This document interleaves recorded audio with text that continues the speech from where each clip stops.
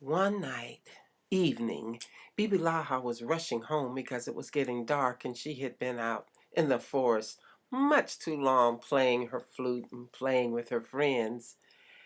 And all of a sudden she heard a sound, and it was sounded as if someone was hurt or crying.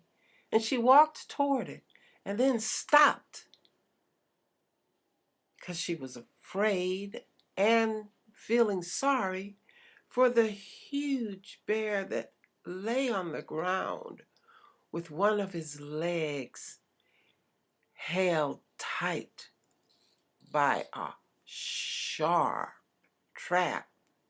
He lay there just moaning, "Oh, oh, help!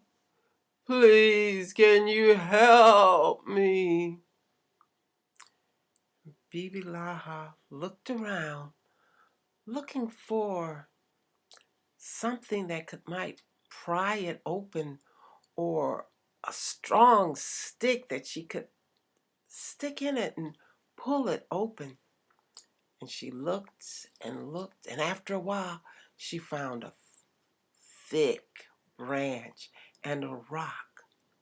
And very carefully she walked over to the bear and inserted the rock in a gap, a tiny gap, but she was able to push it in, and then she pushed and pushed and pushed with the large branch until it snapped open. And when it snapped open, there was blood coming from the cut. And she pulled off her scarf that she had on her neck and she wrapped it around the leg. And she said, "Just stay here. Let me run and get some water."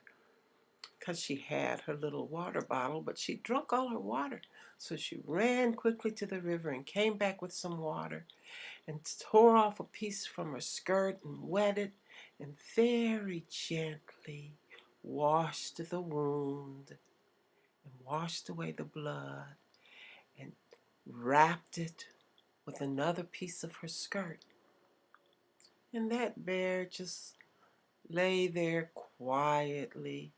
His moaning had stopped.